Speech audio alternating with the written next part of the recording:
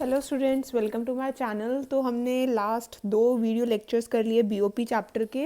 और हमने last 2 video lectures में क्या किया था, एक तो हमने बीओपी को डिस्कस किया था कि बीओपी होता क्या है, और सेकंड हमने करे थे करंट अकाउंट के कंपोनेंट्स। सबसे पहले तो आप मुझे ये बताओ कि करंट अकाउंट के अंदर क्या क्या चीज़ें आती हैं। ठीक है, कमेंट सेक्शन में मुझे बताना कि करंट अकाउंट के अंदर हमने क्या 3 चीज़ों को डिस्कस किया था। उसके बाद मैं आपको थोड़ा सा बताऊँगी। ठीक है, तो आज के वीडियो लेक्चर में हम करते हैं कैपिटल अकाउंट के कंपोनेंट्स। ठीक है, हमने लास्ट में करंट अकाउंट में करा था कि करंट अकाउंट के कितने कंपोनेंट्स थे, 3 कंपोनेंट्स थे। क्या क्या चीज़ें आती है करंट अकाउंट के अंदर? Export and import of goods, second करा था export and import of services, और थर्ड था हमारा करंट ट्रांसफ़र। जिसने लास्ट वीडियो नहीं देखी है वो लास्ट वीडियो देख ले, अदरवाइज आगे समझ नहीं आएगा। ठीक है, और हमारा करंट ट्रांसफ़र का मतलब क्या होता है? जो ट्रांसफ़र क्या होते हैं, फ्री में होते हैं। ठीक है, जो चीज़ें आपको क्या मिल रही हैं, फ्री में मिल रही हैं, जैसे गिफ्ट हो गया। ठीक है, या फिर इनको हम वन साइडेड ट्रांसफ़र भी कहते हैं, क्योंकि ये वन साइड से हो रहा है, दूसरी तरफ से कोई भी उसको कोई पेमेंट नहीं कर रहा है। ठीक है, ये हमने लास्ट वीडियो लेक्चर में कर लिया था। और अब हम शुरू करते हैं कैपिटल अकाउंट। कैपिटल अकाउंट क्या होता है? कैपिटल अकाउंट के अंदर आती हैं आपकी लॉन्ग टर्म ट्रांजेक्शन्स। ठीक है, जैसे करंट अकाउंट के अंदर आपकी शॉर्ट टर्म ट्रांजेक्शन्स आती थी, आपके कैपिटल अकाउंट के अंदर कौन सी ट्रांजेक्शन्स आएंगी? जो क्या है, लॉन्ग टर्म के लिए हैं। हम अगर किसी से पैसा बोरो करते हैं वो क्या होता है, आपका लंबे टाइम के लिए होता है। ठीक है, आप कहीं पैसा इन्वेस्ट कर रहे हो तो वो भी क्या होगा, आपका लॉन्ग टाइम के लिए होगा। तो कैपिटल अकाउंट के अंदर कौन सी ट्रांजेक्शन्स आती हैं? जो लॉन्ग टाइम के लिए होती हैं। ठीक है, अब कैपिटल अकाउंट के क्या क्या कंपोनेंट्स होते हैं? कैपिटल अकाउंट के 3 कंपोनेंट्स होते हैं। ठीक है, पहला हो गया आपका बोरोइंग्स, दूसरा हो गया आपका फॉरेन इन्वेस्टमेंट, और तीसरा हो गया अदर कंपोनेंट्स। अदर कंपोनेंट्स के आगे आपके पार्ट्स आएंगे। ठीक है, तो मेन इसके पहले क्या कंपोनेंट्स हैं? बोरोइंग्स और फॉरेन इन्वेस्टमेंट, और बाकी थर्ड क्या आता है आपका? Other component. सबसे पहले हम स्टडी करते हैं फॉरेन इन्वेस्टमेंट को। फॉरेन इन्वेस्टमेंट का मतलब क्या होता है? जब हम लोग क्या कर रहे हैं, फॉरेन में पैसा लगा रहे हैं। फॉरेन में जब हम पैसा लगाते हैं तो उसको हम क्या कहते हैं? फॉरेन इन्वेस्टमेंट कहते हैं। ठीक है, अब फॉरेन इन्वेस्टमेंट होती है आपकी 2 तरह की। पहली होती है फॉरेन डायरेक्ट इन्वेस्टमेंट, और दूसरी होती है फॉरेन इंस्टीट्यूशनल इन्वेस्टमेंट। ये बहुत इंपॉर्टेंट क्वेश्चन बनेगा। ठीक है, 1 नंबर में, 2 नंबर में भी आ जाता है, what is foreign direct investment and foreign institutional investment. इसको बहुत ध्यान से करना, ये बहुत इंपॉर्टेंट है। ठीक है, अब मैं आपको बताती हूँ क्या होता है फॉरेन डायरेक्ट इन्वेस्टमेंट, और फॉरेन इंस्टीट्यूशनल इन्वेस्टमेंट का मतलब क्या होता है। फॉरेन डायरेक्ट इन्वेस्टमेंट का मतलब क्या होता है? It is related to ownership of enterprise by the rest of the world.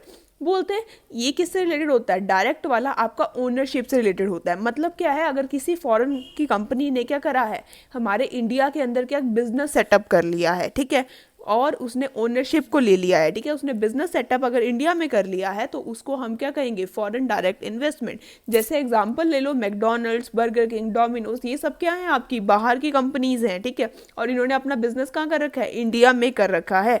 अगर हमारा क्या होता है, ओनरशिप इंडिया के अंदर हो जाती है, ठीक है, अगर हमारा बिजनेस इंडिया के अंदर सेटअप हो रहा है तो उसको हम फॉरेन डायरेक्ट इन्वेस्टमेंट कहते हैं। ठीक है, ये क्या होता है? फॉरेन डायरेक्ट इन्वेस्टमेंट का मतलब क्या है? अगर कोई बाहर की कंपनी क्या कर रही है, इंडिया में आपका बिजनेस शुरू कर रही है, या हम लोग कहीं बाहर अपना बिजनेस शुरू कर रहे हैं, तो उसको हम फॉरेन डायरेक्ट इन्वेस्टमेंट कहेंगे। इसका एग्जांपल हो गया आपका मैकडॉनल्ड्स, बर्गर किंग, डोमिनोज, कोई भी कंपनी है जिसने अपना बिजनेस क्या कर रखा है? इंडिया में सेटअप कर रखा है।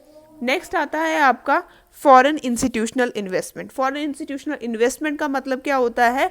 जब हम लोग क्या करते हैं, शेयर्स या बॉन्ड्स में पैसा लगाते हैं। ठीक है, it refers to the investment by rest of the world in the shares and bonds of domestic company.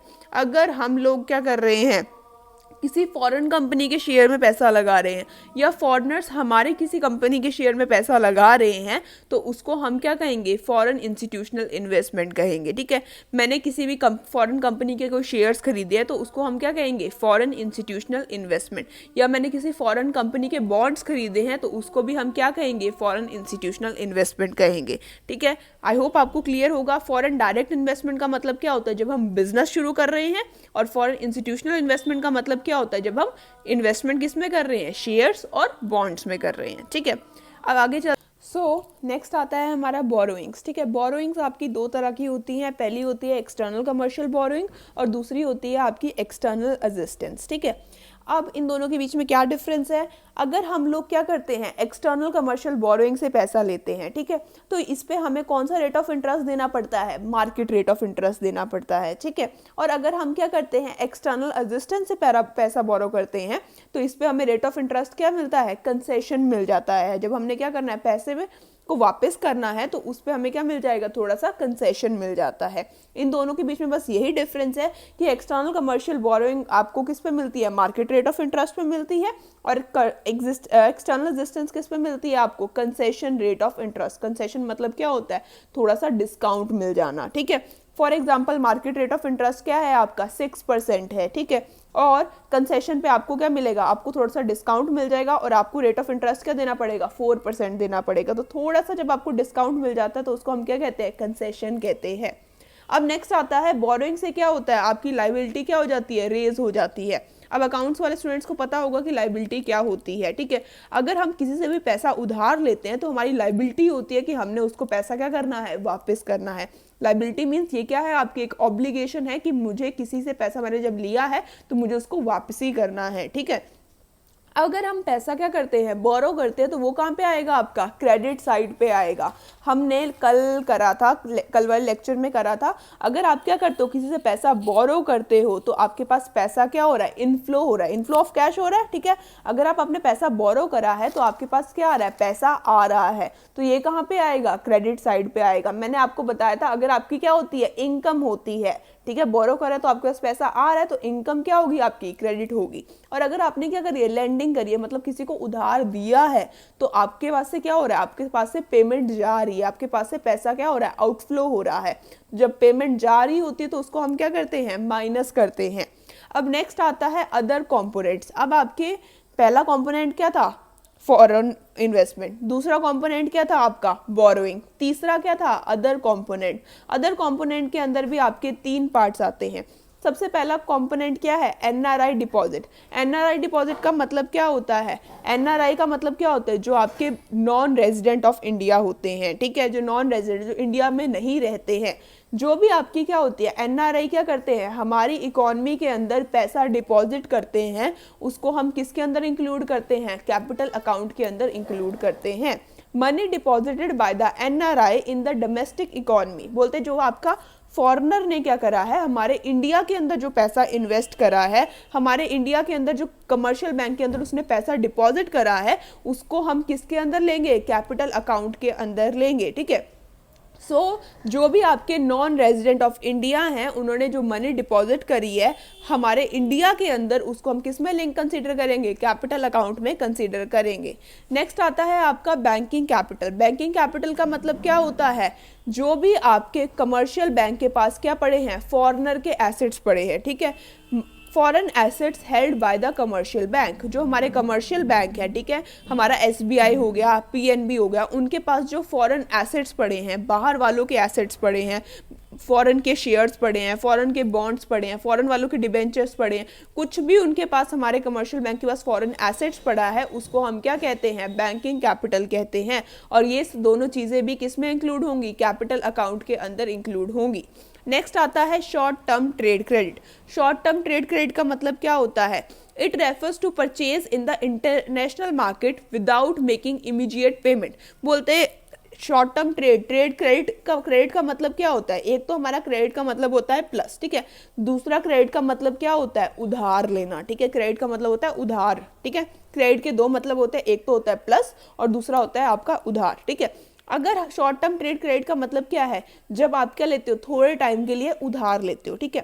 For example मैंने क्या करा, मैंने इंटरनेशनल मार्केट से कुछ परचेज करा, ठीक है, मैंने फॉरेन से क्या करा, कोई फ़ोन मंगाया, ठीक है, और मैंने उसके लिए इमीडिएट पेमेंट नहीं करी, ठीक है, मैंने उसी टाइम मैंने फ़ोन मंगाया 2 लाख रुपए का, ठीक है, और मैंने 2 लाख उस टाइम कुछ भी नहीं पे करा, इमीडिएट पेमेंट नहीं करी, तो उसको हम क्या कहते हैं, शॉर्ट टर्म ट्रेड क्रेडिट। मुझे थोड़े टाइम के लिए उन्होंने क्या दे दिया है, उधार दे दिया है, और इसको भी हम किस में इंक्लूड करेंगे, कैपिटल अकाउंट के अंदर इंक्लूड करेंगे। कैपिटल अकाउंट के अंदर क्या क्या चीज़ें आती है, 5 चीज़ें आती हैं। पहला क्या है, फॉरेन इन्वेस्टमेंट, दूसरा क्या है आपका बोरोइंग, तीसरा क्या है, एनआरआई डिपॉजिट। एनआरआई डिपॉजिट का मतलब क्या था, जो आपके फॉरेनर ने हमारे इंडिया के बैंक के अंदर पैसा जमा किया हुआ है, ठीक है। एनआरआई डिपॉजिट का मतलब क्या था, जो आपके फॉरेनर ने हमारे इंडिया के कमर्शियल बैंक में क्या करा हुआ है, पैसा डिपॉजिट किया हुआ है, उसको हम कहेंगे एनआरआई डिपॉजिट। और बैंकिंग कैपिटल का मतलब क्या था, जो भी आपके कमर्शियल बैंक के पास क्या पड़े हैं, फॉरेनर के एसेट पड़े हैं, उसको हम क्या कहेंगे, बैंकिंग कैपिटल कहेंगे। और शॉर्ट टर्म ट्रेड क्रेडिट का मतलब क्या था, जो हमने क्या करा है, जब हमने कोई बाहर से सामान परचेज करा है, इंटरनेशनल मार्केट से कोई सामान परचेज करा है और उसके लिए हमने इमीडिएट पेमेंट नहीं करी है, तो उसको हम क्या कहते हैं, शॉर्ट टर्म ट्रेड क्रेडिट कहते हैं। ये 5 चीजें किसके अंदर इंक्लूड होती हैं, कैपिटल अकाउंट के अंदर इंक्लूड होती हैं। सबसे पहले आप मुझे कमेंट सेक्शन में बताओ, करंट अकाउंट के अंदर क्या कौन सी 3 चीजें थी, फटाफट मेरे को कमेंट सेक्शन में आप लिख के बताओ, ठीक है। और आपके कैपिटल अकाउंट के अंदर 5 चीजें आ रही है, फॉरेन इन्वेस्टमेंट, सेकंड क्या है आपका बोरोइंग, थर्ड क्या है आपका एनआरआई डिपॉजिट, फोर्थ है आपका बैंकिंग कैपिटल और फिफ्थ है आपका शॉर्ट टर्म ट्रेड क्रेडिट। ये आपका कैपिटल अकाउंट का टॉपिक होता है कंप्लीट, ठीक है। इसके बाद हमारा थोड़ा सा टॉपिक रह गया और उसके बाद चैप्टर कंप्लीट हो जाएगा। बस 2 वीडियो लेक्चर्स और है और उसके बाद आपका चैप्टर टिप्स पे होगा, ठीक है। आई होप आपको आज का वीडियो लेक्चर अच्छा लगा होगा। कीप सपोर्टिंग, बहुत सारी वीडियोस लाऊंगी आपके एग्जाम्स तक, मैं सारी वीडियोस पोस्ट कर दूंगी। थैंक